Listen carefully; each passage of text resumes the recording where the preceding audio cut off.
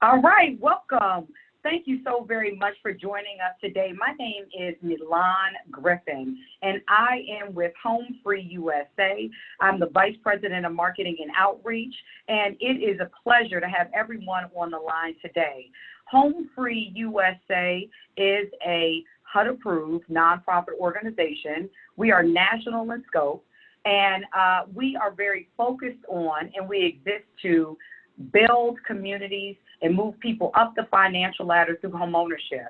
And we not only work to cultivate homeowners, but we are a nonprofit organization that also works to cultivate young people through our Center for Financial Advancement program. This is a program that we are proud of, and we know that in working with our homeowners for years, for over 25 years, we've seen the value and the importance of taking it a little bit younger to work with our college students, to work with our HBCU students. So we welcome everyone on the line. We welcome our students from historically Black colleges and universities. We welcome our national affiliates. We have over 50 affiliated agencies nationwide, so we welcome you all to the call. We welcome our home owners to the call. People that have worked with us to buy their home or sustain their home, we welcome you. We welcome our home buyers to the call, people that we are working with to achieve home ownership. And we welcome our partners to the call, our mortgage lenders, our funders, because without you all, it would just be a dream. So we appreciate your contribution. We appreciate your commitment to the community. Special shout out to our partners, Wells Fargo, Freddie Mac, Exit Mid-Atlantic, as well as JP Morgan Chase. We appreciate our partners. We appreciate the passion they have for the community, and we appreciate that they have been so generous and kind to bring them sessions like we have today. And folks, things are changing rapidly, as we all know. Things are changing at a pace that we weren't even expecting. And so we want to, in order to stay ahead, you have to get the information that the 1%ers know, or the 0.01 percenters know, and what they're thinking, so we can stay ahead and do similar things. So today, this is an amazing session that's being brought to you by HomeFree-USA on behalf of our sponsors. Today's session, what billionaires and disruptors are thinking and doing now, will change your mind, will change your heart, and will most importantly change your financial plan, as you hear from Richard Swart, who is an advisor to, I would like to say, the 0.01%, not just the 1%. So without further ado, I want to introduce you to the president and founder of HomeFree-USA, Marcia Griffin. Yes, we're both Griffin. She's my mother. And she started this company 25 years ago, again, with a heart and a passion and a vision and a focus to help families and communities move up through the financial ladder through homeownership. And as a result of that, thousands of lives have been changed for the better and impacted. So Marcia, thank you for your vision, and thank you for bringing us this session today, getting with Richard and bringing this session today. Go ahead and take it away, Marcia. Great. Well, look, thank you all so much. It's a pleasure to have you, see you, meet you, and have you be a part of our work. Without question, we are, as are you, we're about doing the right thing, being profitable, being prosperous, being well intended, and to learn about how we can do better. So today, look, I asked Richard, for many of you, you saw Richard at our conference last year. Some folks left out of the conference crying, others left out. I mean, they were enlightened for sure, surprised, etc. So I asked him to come today. Things are changing, as Milan has said, they're changing by the day, changing by the hour, in fact, from health, economic forecast, housing, etc. Now, we all know that homeownership and housing is where we start and where we end, but Richard is going to incorporate all of these things in his session. in his interaction with you today. So it's a pleasure to have you guys and continue to be a part of all of our master classes. This is what we call them. So look, it's just bringing us together to learn so we can earn more. So without any further ado, I want to introduce my friend Richard Swart, and I want Richard to start out by telling us how in the world did he get to working with these billionaires. Now, these are not just billionaires nationally. Richard works with billionaires globally. And look, it is so important for us to know what they're thinking, what they're feeling, what they're doing. How are they handling their money? Because with the little money that we have, we want to do some of the same things. So I'd love for you to get to know Richard, certainly hear his words of wisdom. And without any further ado, allow me to introduce to you Richard Swart. Why don't you start, Richard, by just telling us how did you get to the work that you're doing now, being the advisor to billionaires around the country? Then I have some other questions for you. All right. Well, good morning, everyone. Well, actually, good afternoon. Most of you are on the East Coast. Awesome to be here again, Marcia. I love the work you do and appreciate your passion and all the good work that you and your partners are doing in the world. So the quick answer is I was a frustrated entrepreneur, and I created a network to solve a problem of trying to figure out how to equip people with the information and knowledge they needed to be better entrepreneurs. And this is back 10 years ago. And within about a year, I had over 3,000 people in my community. And all of a sudden, one day, about an 80-year-old man walked in a $50,000 suit. And I was like, I don't think he's a young entrepreneur. Now, obviously, the man was a billionaire and said, I loved your passion. I want to talk to you. Come help me do strategy. So that was the first billionaire that found me. So I can't say that I did anything intentionally other than try to help people. And they found me, and then through that work, he's the largest donor to Mitt Romney's presidential campaign. So he started sending me to Washington, D.C. to advocate on his behalf. And a strange thing happens when you represent people that write checks. People in Washington, D.C. paid attention. So all of a sudden I started getting invited to speak at a lot of things. And then I had an academic position at UC Berkeley, where I was at the Haas School of Business and doing a lot of speaking about social impact and how to make the world better through technology. And all of a sudden I kept meeting all these other families, and they call themselves family offices. And I didn't even know what that was. And now obviously I do. So the short answer is I tried to help the ultra wealthy figure out how to allocate their funds in a way that makes the world a better place. I've never worked for Goldman Sachs. I'm not a financial manager, but I keep my eye on very large scale of trends, and they ask me for advice on, what do I see coming around the corner?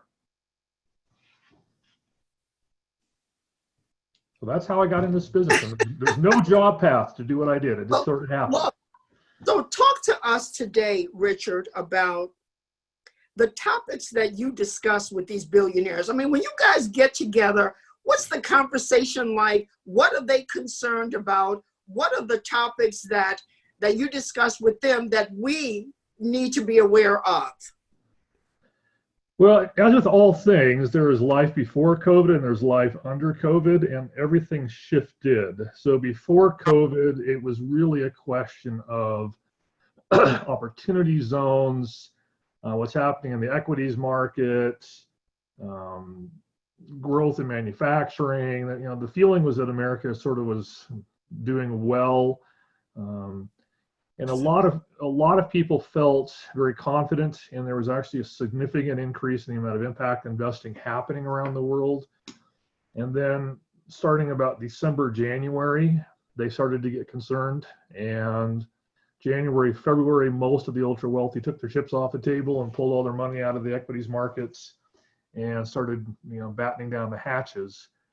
They pay firms and they pay advisors to keep their eye on things. So, regardless of what was happening in the political or media sphere, they knew this was going to be bad and they reacted quickly. So the conversations now are obviously what's happening in the markets, what's happening with healthcare, what's happening with educational systems, what's happening for food supply, what's happening with supply chains. And a lot of families have decided that if they're going to invest their money or they're going to sort of re-engage in investing, they want to be very clear that those initiatives and investments are focused on impact. So how do we keep kids in school? How do we keep kids engaged in learning from home? How do we support better healthcare delivery and monitoring systems? There's a lot of questions specifically around COVID-related impacts, and that's the vast majority of the conversations. And then there's also another large theme of conversation right now about sort of the, I guess the best way to put it is the suicide of America, where we've sort of decided to take our chips off the table on the international stage. We're not engaging in any national treaties. We're basically have no diplomatic corps. We've sort of decided to quit being a world leader. So there's a huge question as to who is going to step up. Is it Angela Merkel? Is it Germany? Is it the EU? So there's a lot of questions about the long-term viability of the American government system, and a lot of people are looking to diversify outside of the US. Okay. Right.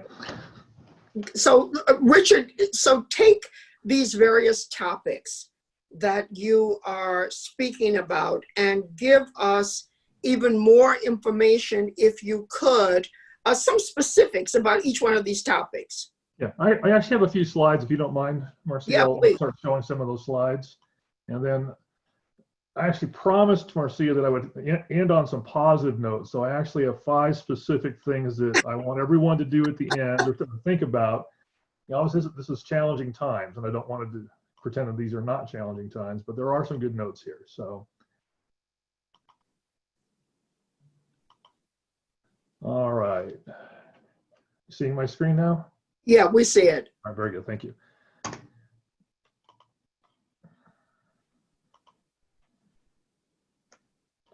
Why is this not advancing?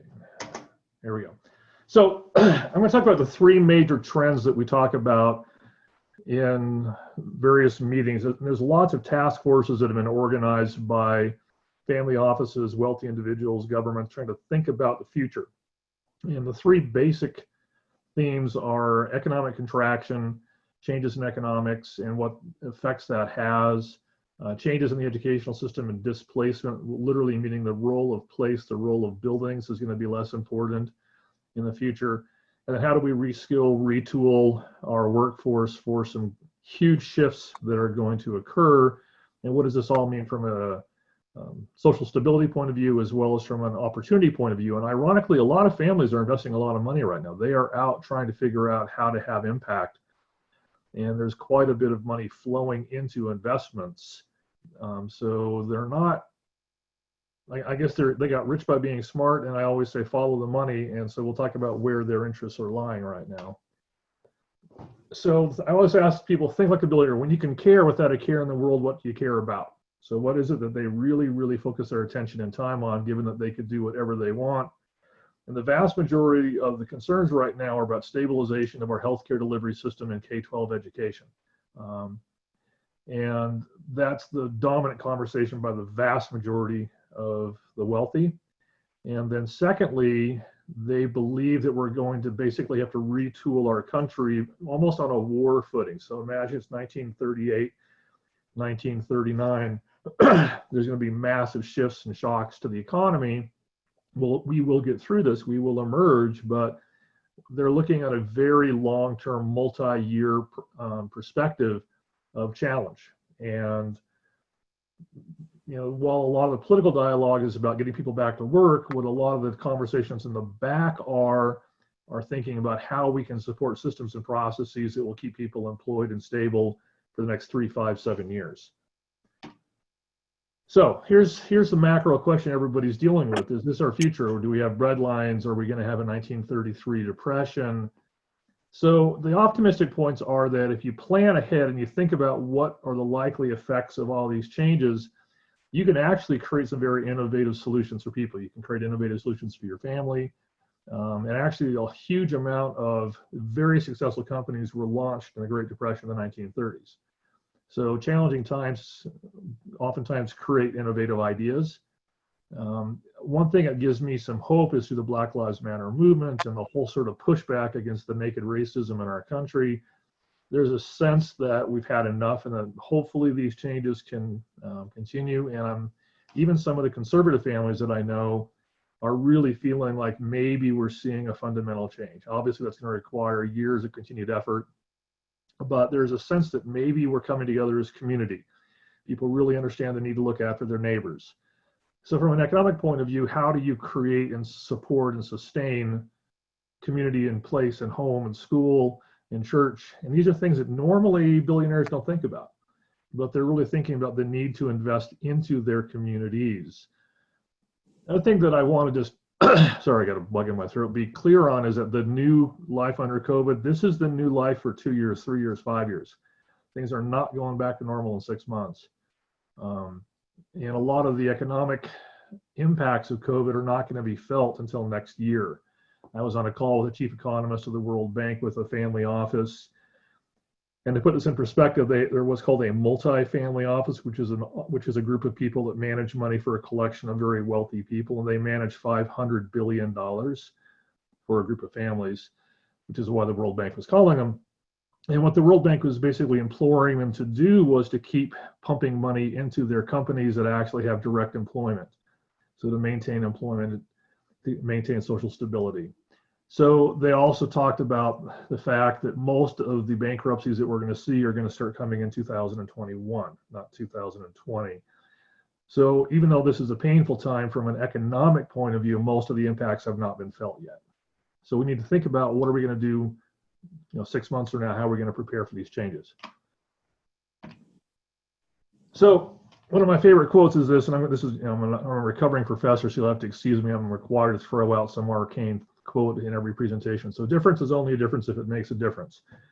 So the changes we're seeing, the changes in society, the changes in economic models that we're looking at, we can make them permanent, but we have to think about and be very intentional about those changes. And my hope is that the difference we're seeing in the way people are responding to each other and the way that the wealthy are thinking about their communities and the places that they live are things that we can encourage and support. And corporations also need to think very long term. I'll get into workforce in a minute about changes in workforce needs. So we're going to spend time mostly on this slide talking through the 5 different areas of life and how the wealthy are thinking about. So the first is homes and home ownerships. So commercial real estate is going to take a pounding. It is going to take a devastating pounding. I have close friends in San Francisco, New York, Boston, Chicago, and San Francisco is turning into a ghost town, downtown San Francisco. New York, one of my friends has an entire floor of the Empire State Building for her office and her staff. She says, when I walk in the lobby, there's nobody in the lobby of the Empire State Building. I mean, this is now, this isn't in March. So what we're seeing is a shift away from commercial real estate. This tendency of working from home and working remotely, it is going to be the new norm for 20, 30, 40% of the population. So that will affect how we think about the design of our homes. It will affect how we think about data, the need for better internet infrastructure, the need for better internet access. It's going to change the way we think about just the rhythm of our lives. So instead of the focus of our lives being really more on our workplace, it's really now our home. And for a huge amount of people, this is going to be the way you work for years. So obviously the wealthy are thinking about, well, which companies are going to support those people? So obviously food delivery services, Zoom, fairly obvious things. But things like cybersecurity, how do you ensure that you're protected? Decreasing need for transportation, decreasing need for cars. So like, think about these changes being permanent. What does that mean? We're also seeing an interesting discussion around the role of commercial real estate. And there's 2 very distinct populations. You have your millennials and younger workers, and you have people like me with a couple of gray hairs or with families. But in a lot of the larger cities, they're talking about converting office space into living pods. So if you will, take every other floor of a building and convert it into living. And then the employees that are single will literally live and work in the same building, and they can then isolate from COVID. So the idea is where you must have people engaging together in physical space, can you essentially create bubbles or isolate them in a way that you can continue to support them? So while commercial real estate is going to take a beating in the markets, there is an interesting trend of this idea of live, work, play in buildings created by and supported by the employer, not by some real estate developer. And I'm seeing a lot of proposals for this coming in a lot of countries.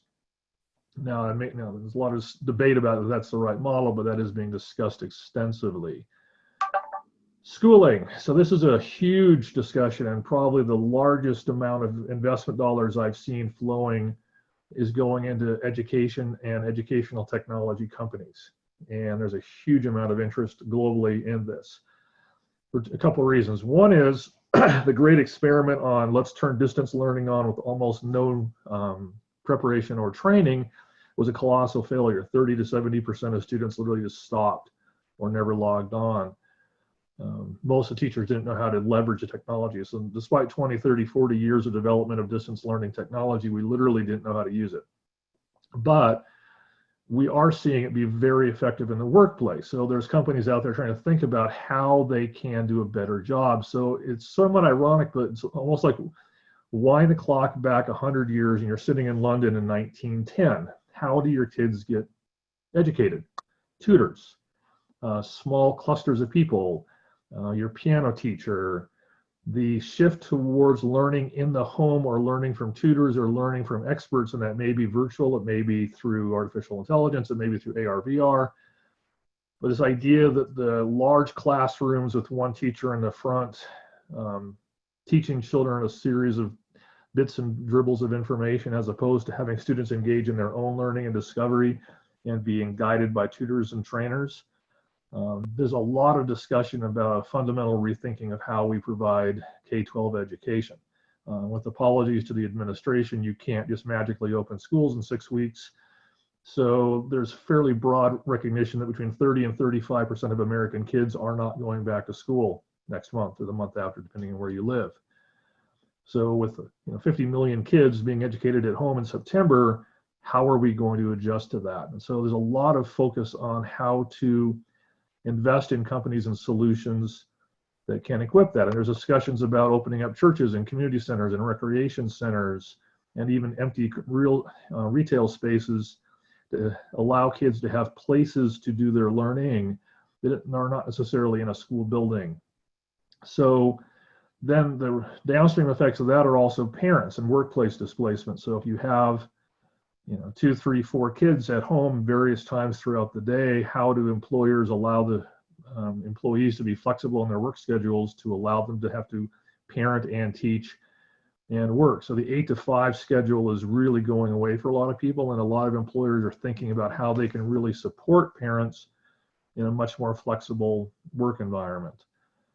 Now, the higher education opportunity, part of what we're seeing is a fairly dire set of projections around the economic viability of colleges. America has way too many universities and colleges. We have on the order of 5,000 of them in the US. And depending on which study you look at and who you talk to, between 1,000 and 1,500 of them will probably not be around in 24 months. There's going to be a huge collapse and series of bankruptcies from schools that have essentially survived off high tuition and government-supported student loans and not necessarily providing great education.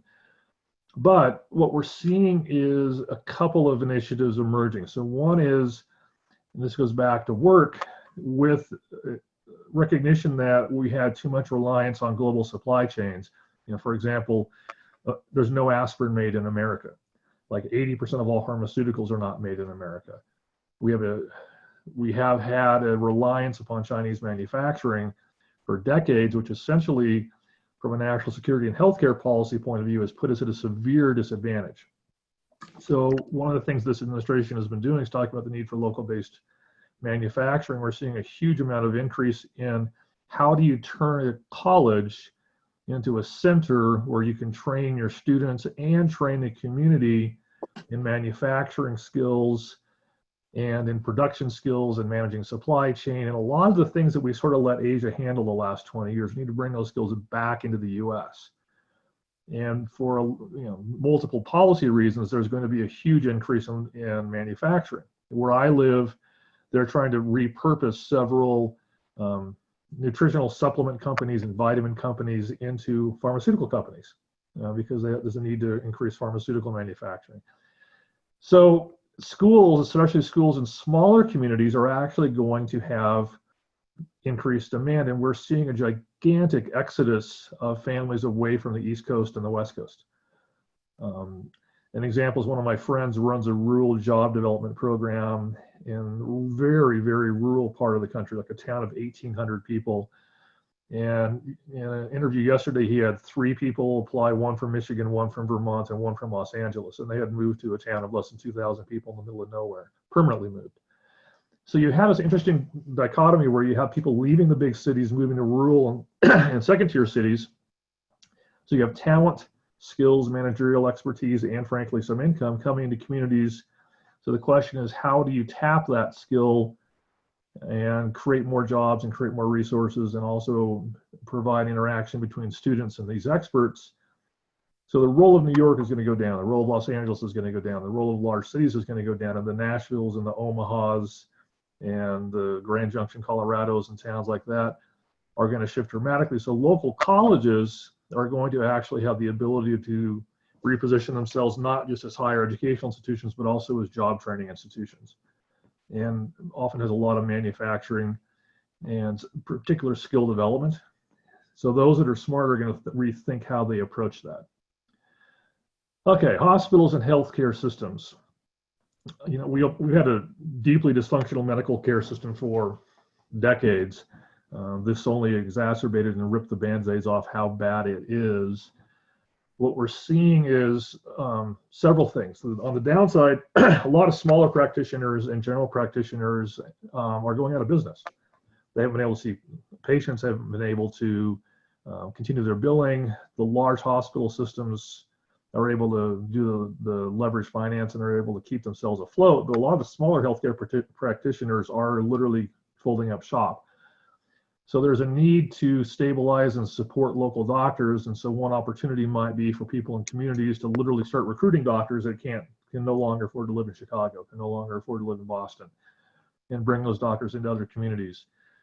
There's also been a recognition that there are better ways of monitoring patients. And honestly, a lot of patients have been sitting in beds post-operatively that could be effectively monitored remotely.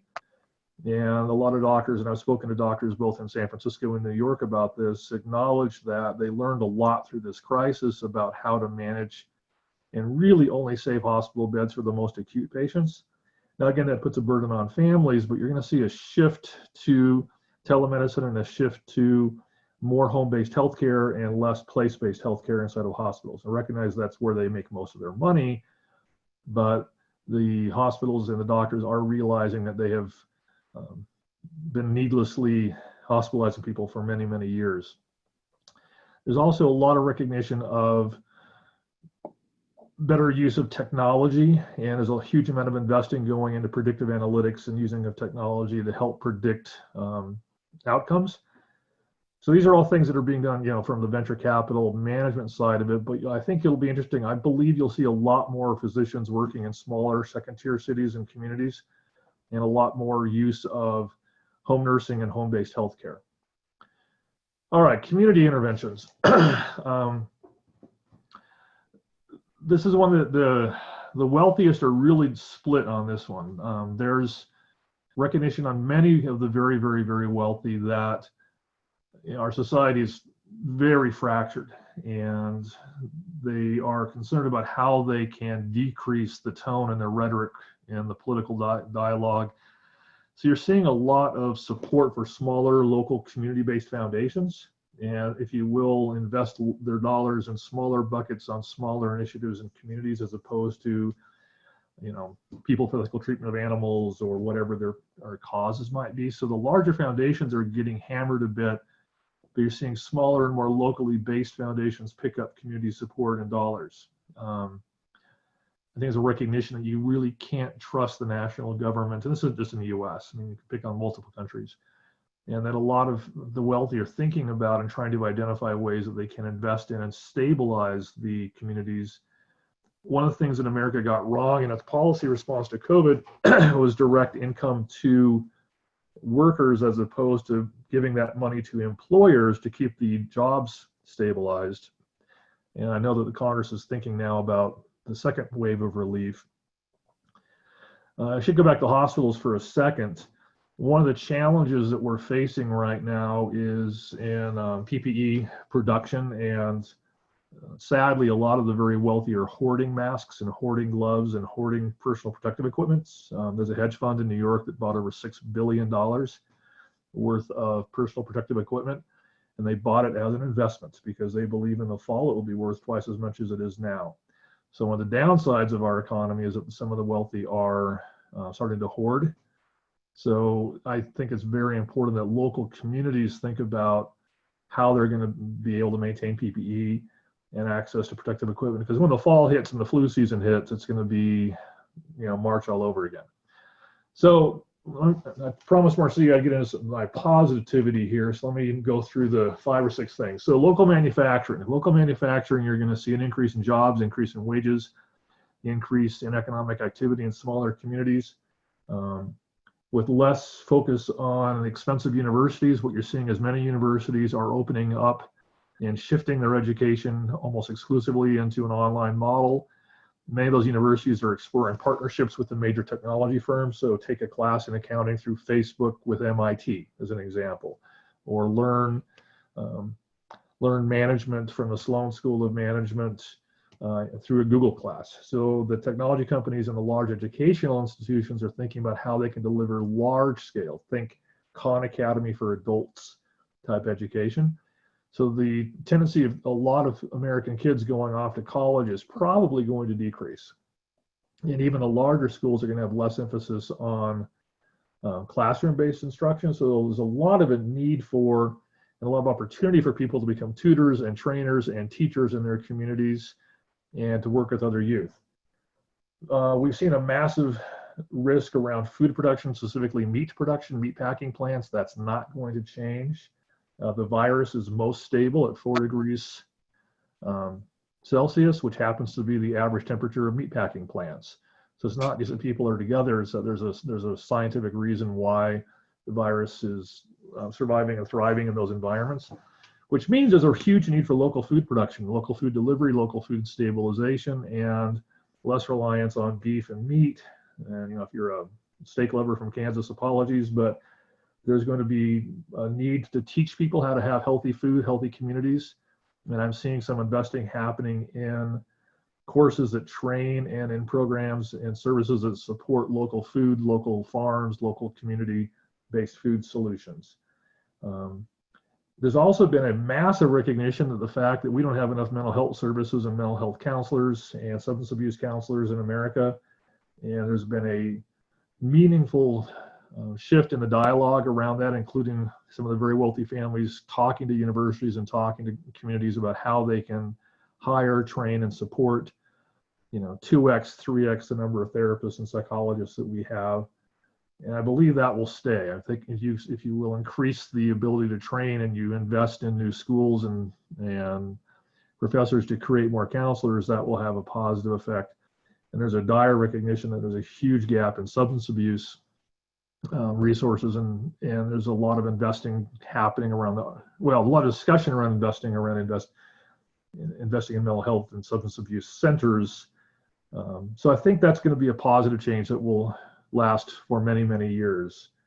So with that, I'm going to stop and allow you all to ask questions, and I'll turn it back over to you, Marcia. All right, Richard, you have I don't know what to say. I've got speechless here. Marcia, I know you are too. You've shocked us, you've surprised us, you've thrilled us, you've scared us. I feel like I have every layer of emotion that could possibly be had through this discussion. We do have some really great questions that have come in. Marcia, do you want to start us off? I have a couple of questions for Richard. Look, every time I talk to Richard, we laugh together by calling him Dr. Happiness, because let me tell you, after every conversation that I have with him, I don't know what to think. I mean, I don't know whether to be happy because I'm enlightened or sad because of all the news. But guys, you all take it in any way that you can. Richard, question for you.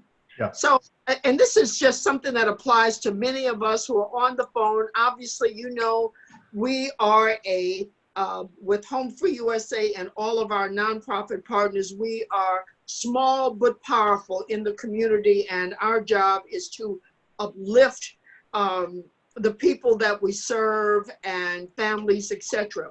So what do you think? You know, the government is doing a lot of the PPP and the stimulus checks and all of that to help small businesses stay in business. Do you see that continuing, or is it going to end at the election? What do you think? No, they have to continue. There's no economic way they cannot continue. And there's a broad realization of that. There's it's a political question, so it'll be political. You know, this administration has no policy-making framework in place, whether you agree with it or disagree with it. It's basically a reaction to things. So the question is, what are the wealthy people doing? What are they expecting? What are they anticipating? They're anticipating a massive increase in hospitalizations, a massive need for PPE. And the reality is the only way to keep the workforce employed is massive amounts of testing, tracking. They're like the U.S. government yesterday bought $1.4 billion in gloves from one supplier. So there's a huge need to increase PPE, and that is not going to go away. I think the government is going to have to do a combination of another CARES Act, another PPP program, probably larger scale in the fall. And you know, there's a lot of denial out there outside of the medical and science community about the fall. If you talk to scientists and doctors, they all say it's going to get really bad again in a couple of months. So I think we all need to think about, you know, the fall is going to be ugly. Get ready for that, and the government's going to have to provide some support. So what I'm telling, you know, like I talked to a Chamber of Commerce a little while ago, and I said, look, guys, figure out how to cut costs, figure out how to support your workers in a, you know, 12 or 14 hour a day work schedule where they come in and out of work and parenting, figure out how to decrease your reliance on foreign supplies and manufacturing. You know, basically go into a war footing, 3 to 5 years of low cost, high productivity, high support of your employers. And it's not enough of that sort of frank and honest conversation. Everybody's just thinking about get people back to work, but they're not thinking about how you can actually make that happen. So for example, the company in Korea that supplies all the test kits to the US military, which is why the US military doesn't have a massive COVID problem, is we're using a Korean test. That company is trying to bring a massive amount of their stuff into the US. So employers, and I know we have JP Morgan and Wells Fargo and groups like that, they really need to think about rapid on-site testing, and the government isn't going to do anything to create that. So that needs to be done by employers and communities. But you are going to see another major multi-trillion-dollar infusion to keep the economy going. The downstream effects of that, of course, it devalues the dollar. It will lead to inflationary pressure eventually, but in the short run, you're going to see that. Okay, I have one more question, Milan, and then I'm going to turn it over to you. I see a lot of questions coming in. So, Richard, you know our dedication and commitment to our HBCU scholars and our HBCU universities and small businesses like ours. So if there were, and maybe these are just two separate questions, if there were 3 things that you would say to small business people who are on the phone, what would those 3 things be? And then I'd like you to just say 3 things to our HBCU leadership and HBCU students. Then I'll turn it back over to Milan. Okay, let's start with the students first. You need to really think about skills that you can acquire that allow you to be efficient and effective at helping companies do the 2 major challenges: keeping customers in the door. So marketing, sales, doesn't sound sexy, but there's not a lot of kids that actually know how to sell. So those skills are never going to go away, and those skills will always be in demand. And so, you know, even though I'm a tech guy, I would very much focus on companies need dollars coming in the door. That's going to be the critical skill. You can always find some developer somewhere to build you a website, but how do you actually sell and market and communicate efficiently and effectively? Secondly, you may not be back in class for a while. You'll be in and out of class, in and out of distance and online education. So you really have to think about how you're going to approach your own education and really focus on excelling, not just being good enough, but excelling. And the other challenge is large corporations are going to need to think more and more about the need to do apprenticeship programs and training programs for students, where the universities and the role of universities may decline in importance, whereas the role of on-the-job training and skilling of people inside your companies is going to increase. So find companies that are really flexible and willing to rethink how they recruit and support those companies. Small businesses, it's all about cost containment. Assuming your supply chains are going to collapse if you rely on China. I have 2 companies I've invested in that have gone bankrupt because they were dependent upon Chinese suppliers. So really look at, are you in a business that is exposed to risk from supply chains? And if you are, then how can you find alternative manufacturing? And then of course the whole idea of what are the opportunities in your communities? How can you reposition your company? A restaurant could become a food delivery service, could become a culinary training school, could become a content producer for healthy eating. And there's lots of ways of rethinking what you have as a way of being more creative and entrepreneurial. There's going to be a huge need for communities to care for each other. So think about more broadly, what is your core knowledge? Are you a food person? Are you a health person? Are you a money person? And how can you think about that more holistically? So I'll stop there and let you ask me other questions. No, that's good. Great. Milan, over to you for our other questions. We have a question from Nicholas. Nicholas asks, from an HBCU perspective, what are some suggestions for HBCU leaders of historically Black colleges and universities to maintain their universities during this time? That's a really complex question. I wish I had an easy answer, Nicholas. I think there needs to be a huge focus on partnering with local businesses as opposed to government grants and foundation and endowment support.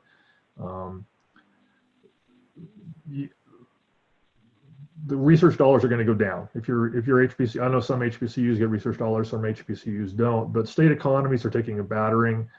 So it's essentially, what are the critical programs and services that are absolutely essential to the mission of the college, and you're going to have to start cutting. Like Stanford today cut 11 sports programs. Another Stanford's not an HBCU, but there are going to be painful cuts, and those cuts probably should be planned and proactive now. Get rid of programs that are probably less critical to the support of your community and to your mission. I know that's, having been an academic and having taught, that's painful, but it's probably necessary. And then a lot of colleges don't understand how to leverage their endowments. They do a really poor job. I think college endowments are some of the worst people I've ever seen at financial literacy. Happy to introduce you to a couple people offline. One of my friends was a CFO of a private Catholic college in North Dakota, so not exactly Stanford. There's things that could be done to help on the financial side as well. But it's a cost-cutting, retraction, retooling for the college. And you really have to think about how can you deliver instruction at maybe the $5,000, $7,000, $8,000 a year range per student. And the role of dormitories is going to be really, really difficult in the future. And a lot of colleges get 25 to 30% of their revenue from dormitories and student living. And unfortunately, you're going to have to cut that by at least half, if not more. So rethink, is there some way to use that space that's productive for the college? Again, this is a long conversation, but just off the top of my head, those are the sort of things you have to be thinking about. Excellent. So we had another question that came in related to what skills are most important for students in order to keep up with this changing environment, but you answered it with marketing and sales. That's so one of it. Go ahead. Data science, always data science. Knowing how to make sense of numbers, whether it's data science, AI, those skills are not going to go away. Companies need to figure out, the bigger companies are going to need to figure out how to use their data more efficiently. And there's not a lot of people that are very good at that. And you can actually learn Python and some of the basic skills of data science in 6 months. And you can probably get yourself a job in 6 to 9 months paying $80,000 a year remotely in data science. So, and I can send some resources Marcia could share with some of the students.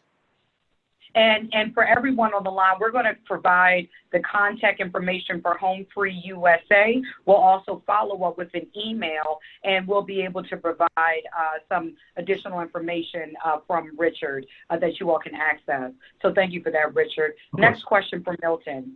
Will the need for manufacturing breathe life back into places like Detroit and other cities in the Rust Belt? I certainly hope so. There's going to be a major need for manufacturing, and it's a national crisis. And that's where most of the machinists and knowledge exists. You know, if you're in San Francisco, I don't think I can throw a rock and hit somebody that knows how to operate a machine. Everybody knows how to write computer code. So I think that there's a reservoir of knowledge and experience and skills, and it may literally be bringing some people out of retirement to help them train up a new generation of people. But I do believe there's going to be a need for massive increase in manufacturing, both in the Rust Belt and in the South, where there has been a increased activity. So my answer is yes, but where did all that intellectual capital go, and where did all that talent go, and how do we bring them people back? It's not just about the machines, it's all about the people. But I believe those are things that can be addressed. I think you're going to see cities like Detroit rebound substantially. I think New York, Chicago, the high cost, densely urban cities, they are going to be in a death spiral in the next 5-10 years. Oh, interesting. So look, let me say, Richard, as you're talking, I'm like thinking about all my personal investments that I want to do, but now you have me changing my mind on it, but we'll get to that later. So another question that came in is, could repurposing commercial real estate be an answer to the desperate need for affordable housing? It's being discussed, unfortunately, and I'll just be blunt, you know, the larger investors don't really care about low-income people. And let's just rip the Band-Aid off and tell the truth here for a second. So the question is, if a lot of the repurposing is looking at technology companies' workforces, you know, all the kids working for Google and Facebook in Silicon Valley and in New York, I do think even retail, we're seeing a retail apocalypse. What do you do with malls? What do you do with, you know, former Sears and JCPenney's and, you know, the Pier 1s and the hundreds of other companies are going to go bankrupt in the next year. So you have this huge infrastructure of space, and how can you repurpose that space? Just to be clear, I was on the phone with the head of the World Bank. They were saying global growth next year, -8% to -10%. So we're looking at, you know, a definite contraction, and retail is going to go even worse than that, maybe a 20% contraction. So think about all these buildings, all the former Sears, all the JCPenney's. One of my friends bought a JCPenney's and turned it into a workforce training center and a light manufacturing center. So yeah, the repurposing is going to happen, but I might start with retail first as opposed to large scale commercial. Excellent. Quick question that came in from Shakina. Who is the leading company or companies that are developing ventilators? The vast majority of them have been Chinese companies, which is, you know, like with everything else. 3M is probably the largest supplier in the U.S. of ventilator technology right now. I think you're going to see, the short answer is I haven't tracked it really carefully, but I know that I think even Ford repurposed their lines, and I know that I think even Tesla redesigned it. My suspicion is you're going to see a whole new series of companies pop up in the ventilator space. They're ridiculously expensive for what they are. They're actually not that complex of a machine, and some of them were selling for $70,000, $80,000 in New York in March and April. So I think you'll see some new upstart companies, but right now 3M is the main manufacturer of them in the U.S. Excellent. And we do have a question about how people connect with you on social media. So why don't you share that information with us, Richard? Well, I am actually a Luddite. I gave up on Twitter. I got so disgusted I turned my account off. You're not the only one. Yeah, so the only social media that I actually engage in at all, period, is LinkedIn. And so it's, my LinkedIn is just Richard Swart, PhD, LinkedIn profile. And I don't post a ton there. I do answer questions, so people can ask me a question, direct message me, but I'm not really, you know, I don't position myself as a thought leader. I don't produce a ton of content, but if you want to connect with me, that's where you'll find me. Excellent, excellent. Another question, so LinkedIn folks should type in Richard Swart with no Z, no ashes, Richard Swart. and you can find him on LinkedIn. Another question, we have some outstanding community organizations on the line from our affiliate network and others. So how do community organizations connect with these big money makers who have a heart and want to help the community? Well, in most states and communities, you'll have something like the Vermont Community Foundation. There's typically some foundation at a state level or a regional level that allocates community funds and community grants. So I would make sure that you're talking to them, and then I would start knocking on the doors of some of the wealthier families in town and seeing what they're doing.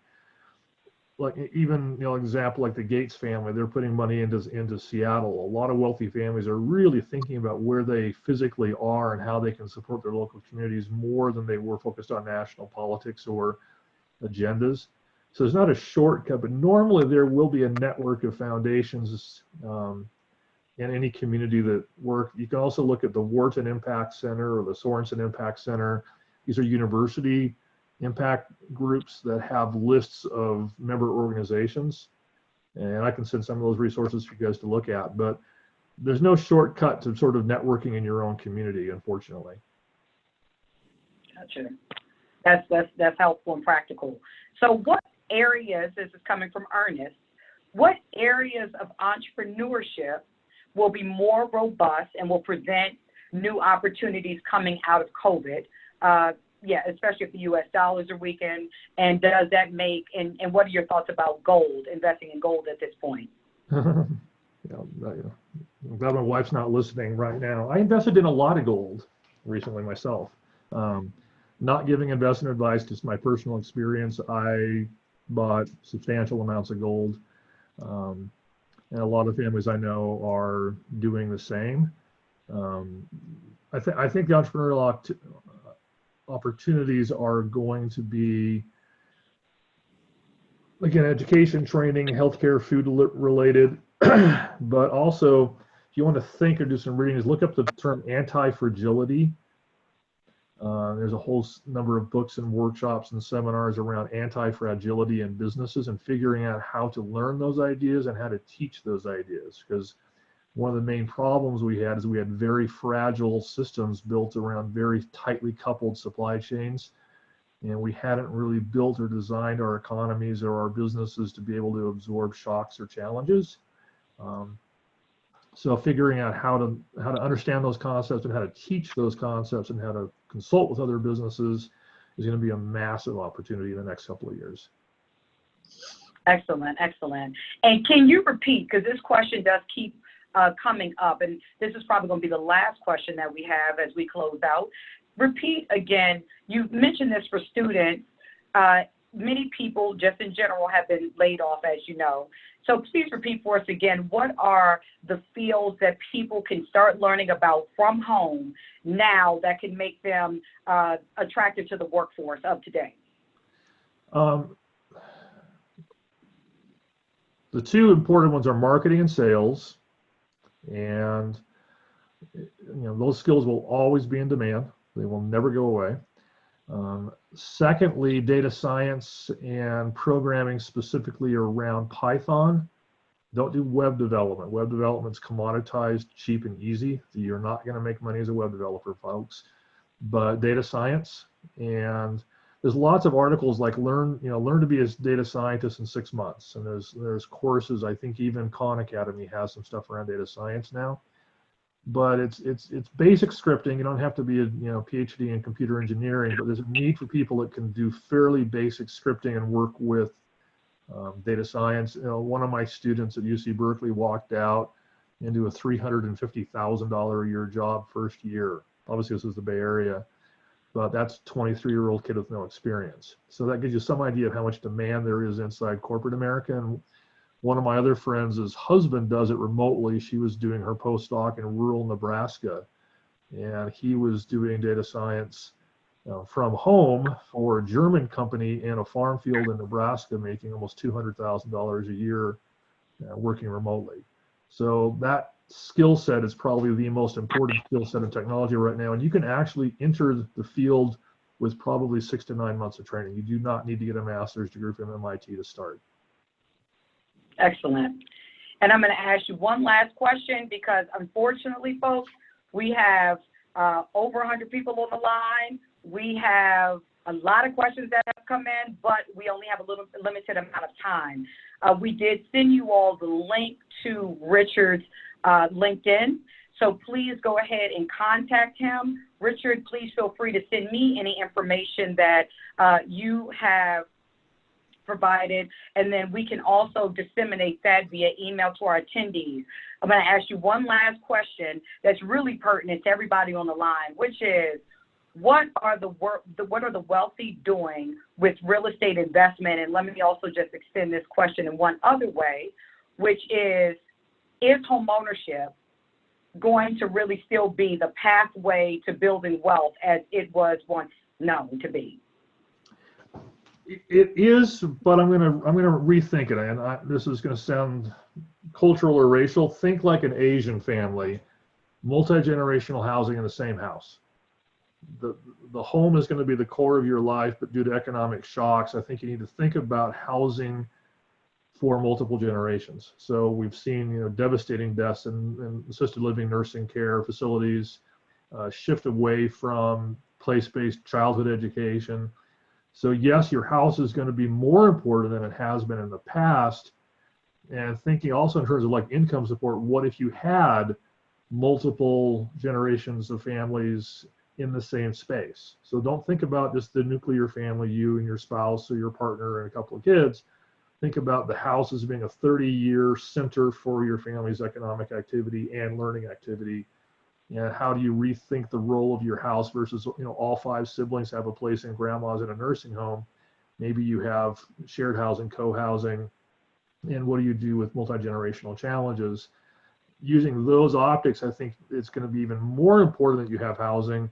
From a real estate investing perspective, multi-tenant, multi-family is getting a lot of attention. Investors are taking their eye off commercial real estate and thinking about the need for apartments, thinking about the need for housing, thinking about the need for rentals. And so there's a lot of money going to start chasing these opportunities, which unfortunately can drive costs up. And from the point of view of the individual person listening, they really need to think about their houses. Also, with economic shocks, you may not be able to flip your house every 3 to 5 years or upgrade.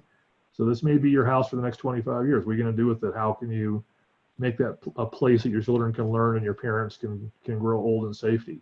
So those sort of optics, I think, are what are critical under the reality we're now facing.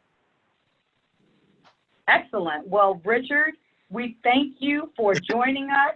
We only have 3 minutes left, and I'll say you have me happy for what's to come because change is good, but you also rose my blood pressure. My blood pressure is up messing with you, Richard.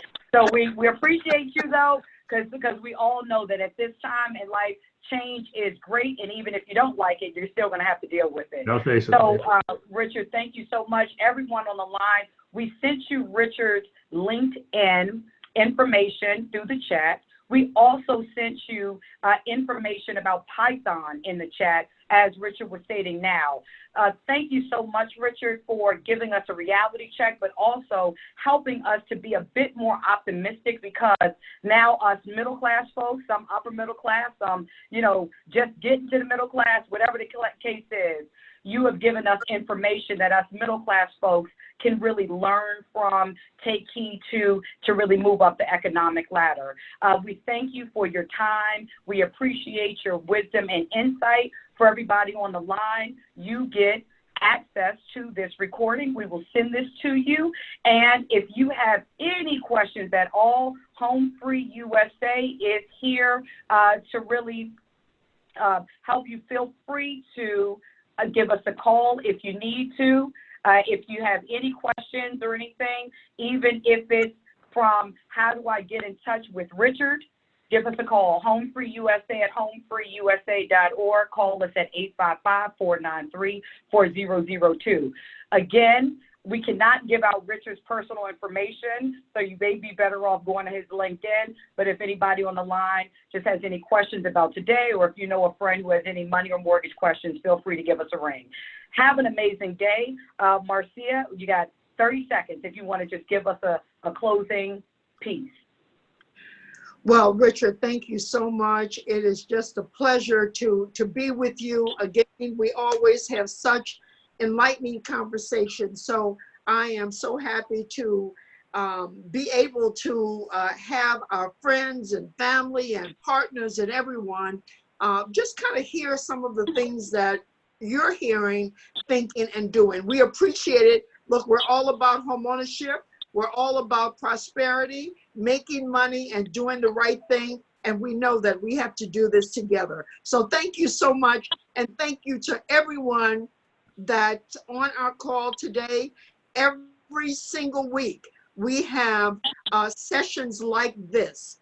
So listen up, listen out. Guys, it seems like many of our emails are going into your junk mail. Please check your junk today. We want to make sure that you are well aware of every seminar, masterclass that we have every single week. So please check, be with us, spread the word. Let's do some powerful things together. Richard, thank you. Thank you to all of you. Love helping out. Thank you to our Have a great one, everyone. Bye-bye.